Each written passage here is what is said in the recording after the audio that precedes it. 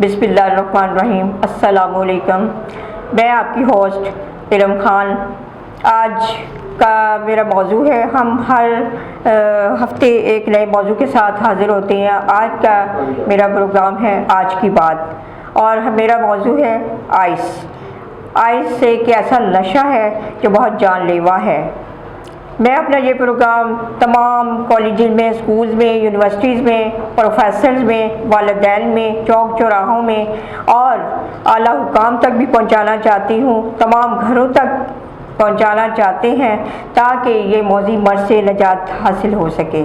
इसलिए ज़रूरी है कि मैं अपने आला हुकाम से भी रिक्वेस्ट करूँगी कि वो इसका सीरियस नोटिस लें और इंतज़ामिया को भी ड्यूटी लगाएं, उनके ज़िम्मे लगाएं कि इस मौजी मर्ज़ से निजात हासिल करने के लिए आला से आला तदाबीर इख्तियार करें ताकि हम इस मौजी मर्ज़ से निजात हासिल कर सकें। ये मुल्क, ये कौम तबाही की तरफ जा रहे हैं। आपने जैसे देखा है, स्कूल में, यूनिवर्सिटीज़ में स्टूडेंट्स कॉलेज में एक दूसरे को फॉलो करते हैं। वो ये नहीं समझते कि ये कितना हमारे लिए गैर मौसर चीज़ें हैं। लेकिन हमारा ये पैगाम, इसलिए मैं आपको ये पैगाम देना चाहती हूँ कि आप इस पैगाम को जगह जगह पे फैलाएं, उसको आम करें, हमारी अपनी इंतज़ामिया के ज़िम्मे लगाएं कि वो इसकी रोकथाम के लिए आला से आला तदाबीर इख्तियार करें, आला से आला इनको गाइडलाइन दें ताकि इस मौजी मर्ज़ से निजात हासिल हो सके। अब मैं आपसे इजाज़त चाहूँगी।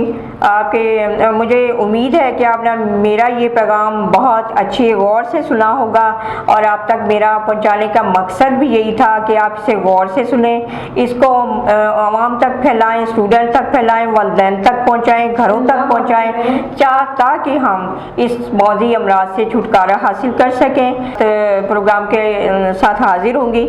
आज के लिए इजाज़त। अल्लाह हाफिज़। पाकिस्तान जिंदाबाद।